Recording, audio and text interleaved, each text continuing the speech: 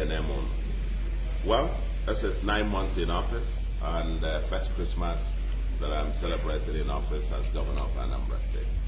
And this is just an opportunity to once more felicitate within the Anambra, all Anambra people, wherever you may be. Those in the homeland, the millions at home celebrating here in Anambra State, and the more millions abroad, scattered all over Nigeria and all over the world, is to say once more a very Merry Christmas to all of you, and we're looking forward to a more productive, blessed New Year for Anambra. 9 months ago, we took the oath of office to serve in the Anambra and to begin the journey towards the livable and prosperous homeland that we promised our people. Our first key agenda item of the 5 major buckets of our agenda happen to relate to security, law, and order. And this is the aspect of it that I want to specifically talk about this morning, and to say to our people that 9 months on, the difference between where we were as at the 17th day of March and where we are today in terms of security, law, and order seems to be like the difference between day and night. On the 17th of March, 8 local governments were basically under siege, totally taken over by the criminals and hoodlums. In various camps where they've taken over in these local governments. We couldn't even campaign in any of those local governments. But by the grace of God, I think today, those local governments have been liberated, and security, law, and order seem to be returning to Anambra very largely. All the camps that have been taken out from there, and even some of the deadly criminals have been taken out, and taken out for good. Several of them have fled the city, and some who are still there, I think their infrastructure totally and severely degraded. I think now, a few days ago, we had over 80-something of these Agboro, the house, harassing people around Opiwek and the environs, taken in custody and to be prosecuted and probably jailed. And we're trying to keep our streets safe from the touts, from the criminals, and I think so far, so good. They're not totally out. Of course, you will never have a crime-free society, but as far as I can tell, Anambra, I don't know any state in Nigeria that is safer than Anambra today. And I think in the Anambra, I want to commend all of you, commend all the stakeholders in the Anambra project, the citizens, the ordinary citizens, who hack into our call that if you see something, say something.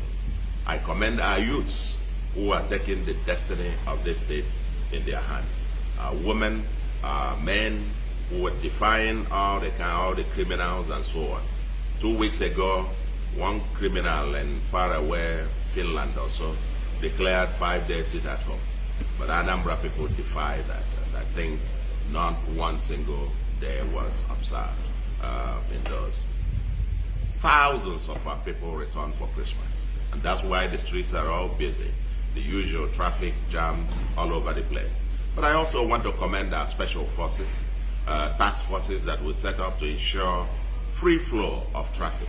And I understand that in recent decades or so, this is the Christmas that you have the freest in terms of traffic flow in Anambra.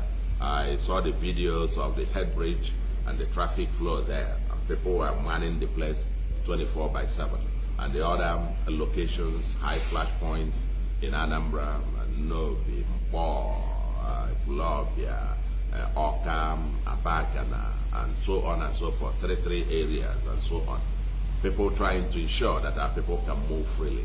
I want to commend our youth, the Road Traffic Management Agency, the Ocha Brigade, Vigilante Services, and the Anambra youths, the volunteers who have offered to serve our people, just to keep our streets clear of the hoodlums and restore law and order. But more specifically, on this occasion, I want to use this occasion to especially appreciate the law enforcement agencies. The law enforcement agencies. The Nigerian Police, the Nigerian Army, the Navy, the Department of State Security, DSS, the Civil Defense, and of course, a very gallant Anambra Vigilante Service, and so on. And all the enforcement teams, the ANGE, the OCHA Brigade, the Road Traffic Management Agency, and so on and so forth, and all the volunteers, and all in the Anambra who have risen up to the occasion, either helping to organize the local vigilantes, funding them, providing logistics, who have donated to the Security Trust Fund, and so on and so forth, and those who are helping in whatever way to make sure that we have a safer homeland. We set out to take back our homeland from the hoodlums. And all I can say, so far, so good. But there's still work to be done. The road ahead still challenging, and all hands must continue to be on deck. Like I said, we appreciate deeply the commitment, professionalism, and dedication of all the security agencies, the Army, the Police, the Navy, DSS, Civil Defense, and so on and so forth, and particularly the architecture that we have to secure our homeland, of which the roadblocks, the FOBs, forward operating bases, that we have everywhere, and we need more of them. They have been very, very critical in restoring the peace and order security that we enjoyed so far. We would need even more of those in coming days, weeks, and months, not less. And I want to commend all those, these armed forces who sacrifice, who put their lives on the line to have our people sleep with their two eyes closed. Some of them have paid dearly. But I want also to remember at this particular occasion, this particular moment, all those who have paid the supreme sacrifice just to keep Anambra safe. Several of them died needlessly, I must say, because these criminals want the security officers out of the road. But fortunately, and we thank God that they have remained resolute. May their souls rest in peace. And we would continue to provide all the support that we can as government and as the people of Anambra in support of all the security forces. What they are doing, the sacrifices that they make, their commitment and professionalism, those roadblocks, those forward operating bases, we will continue to strengthen them, make them even stronger to keep our people safe and secured. It's not normal to have, in normal circumstances, you wouldn't need these roadblocks and so on and so forth. But this is what we brought upon ourselves. Our people taking up arms in the bushes and involved in wanton criminality. This is what we brought upon ourselves, so to speak. But we now need, since they have decided to operate in abnormal way, we need abnormal solutions, as it were. Not always the most convenient, but the most effective in the circumstance.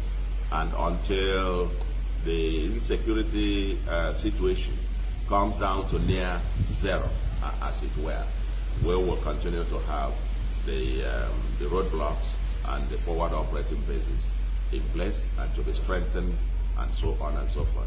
So I want to thank everyone who has been involved in this, in the Anambra particularly. Everyone has a role to play on the road ahead. If you see something, say something. If you say something, do something. The youth must rise and take our destiny in our hands. Your future is on the line. It is your future that we are keeping awake every day to secure. The future of our youth, your own children, and your grandchildren. And we use this opportunity again to appeal to those in the bush, in the forest, the criminals out there, because they are nothing but criminals. They are kidnappers and criminals. Come out. We offer you the opportunity to retrain you and to help you to start a new life, a new productive life. The course you have taken to by being in the bush is one that leads to nowhere. It's not going to take you to anywhere. Criminality cannot pay you in the long term. And therefore, we don't want to lose, pains to lose this, see these young youths, wasting away. you have a future. And this government is prepared to work with you to give you a new future, so that Anambra, the light of the nation, will continue to shine. Once more, I thank all of you in the Anambra. Thank our partners in progress. Thank all the security forces for their gallantry, professionalism, and dedication and commitment to seeing the Anambra sleep with their two eyes closed. Our journey to a livable and prosperous homeland is on course. And in the days ahead and months ahead, we will be giving you a first, if you like, an interim progress report. Maybe when we have the next 3 months, when we celebrate the first year in office, we'll give you an interim progress report. But we are on course. Thank you very much.